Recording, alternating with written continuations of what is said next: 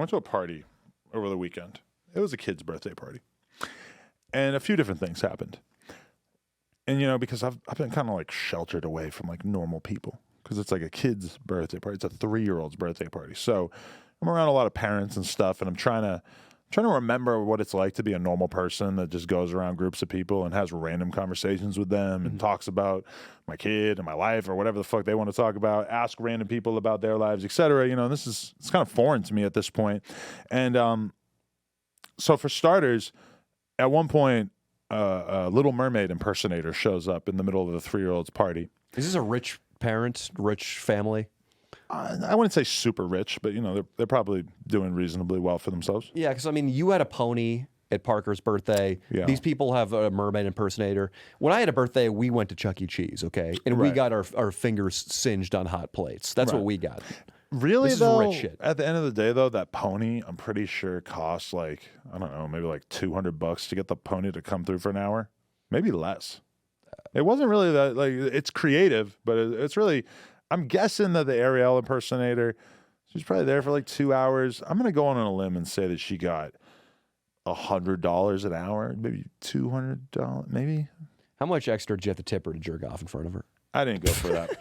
But it was weird because when she walks in, she's wearing like a nylon like bodysuit, right? Yeah. With shells over her boobs. Did she have, you know, big tits? I don't know. But if she did, they were hidden within the shells. But at first, I think that she's actually walking into this party, and it's fucking cold as fuck. Like, the sun is beating down, but it's cold. Very cold by LA standards. I thought that she was actually showing up looking like a little thotty with her boobs shoved into these shells. Turns out it's a nylon bodysuit. And I'm thinking about how weird this thing must be for her, because she's here to, you know, put on this little performance and read these books and talk about her experience as the Little Mermaid to all these little kids. But meanwhile, she's got to show and prove, because A, she wants a good review on whatever fucking site they hired her off to do this. And who knows, maybe that some of the dads and the moms who are at this party work in show business and could very easily see her and think, oh, she would be great for a role in the new Avengers film. She did such an amazing job as the Little Mermaid. Or even me, I'm thinking about it from a different angle. I'm wondering, does Ariel do porn on the side? But, you know, there might be job opportunities that could pop up from this. And so she's really trying to put on this, like, serious act. Yeah, I would say so, yeah.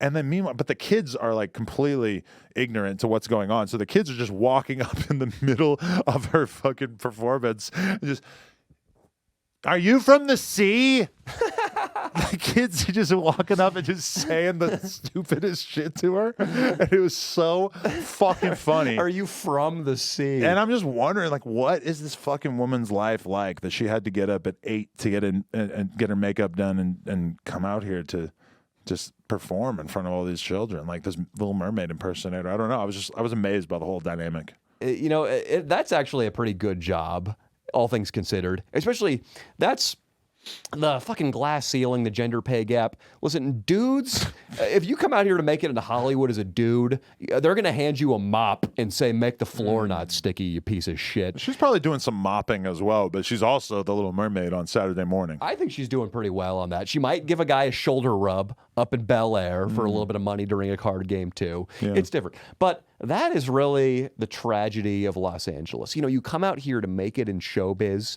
and more likely than not, you're going to be reading a book to a bunch of 3-year-olds who don't give a fuck. I'm assuming that she probably has a lot of different wigs and that she can play a lot of different roles, right? Because if she throws on a black wig and some Middle Eastern garb, she's Princess Jasmine. Wow. You think they're still doing that? You think they're still letting a white woman play Jasmine? I don't know. Was she white? She looked a little ambiguous. I don't know. Maybe she like changed her features so she could be whatever role. But also, like, I don't know. Like, is it better to just focus on the one thing? Because I do think she had an Ariel-esque face. She kind of did have like a mermaid vibe to me, but she could definitely like play all these different characters as well. I wish I got to see what she drove, because that would have told me a lot about how profitable this line of work is.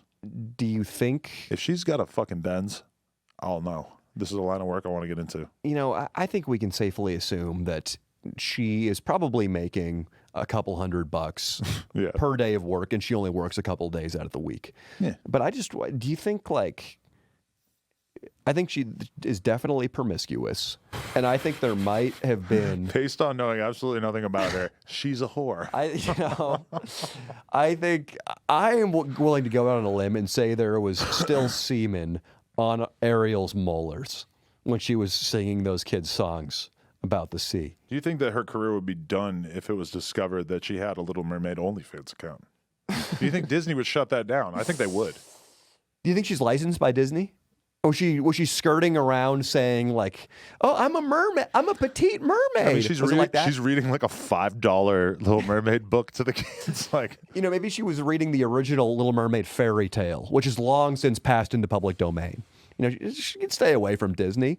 But maybe the father. I think he'd be more inclined to cut her a check. The book that she was reading was most definitely a Disney's Little Mermaid book. That's... But you know about all this shit coming into public domain? And I'm not done with this party. But do you know about this? That the original Steamboat Willie Mickey Mouse character is coming back into the public domain very, very soon? What are we going to do about that? Winnie the Pooh also. That's why they made that horror movie about Winnie the Pooh. Oh, wow. This is beautiful. That was done by like an independent director who... But it's very touchy now because it's like...